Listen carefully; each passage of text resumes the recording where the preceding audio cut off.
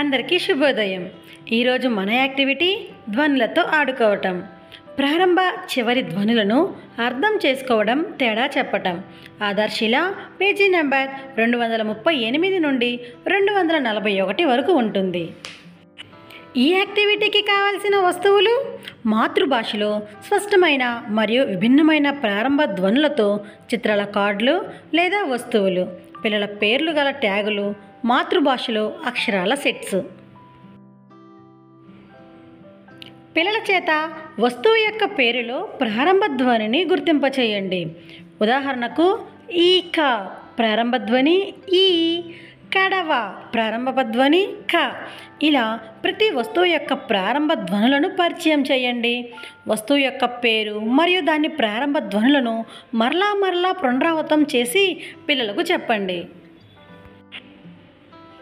కొన్ని చిత్రాలు నేల మీద పెట్టి అందులోని ఒక చిత్రం గురించి కొన్ని క్లూ ఇచ్చి ఆ చిత్రం ఏందో గుర్తించమని పిల్లలకు చెప్పండి.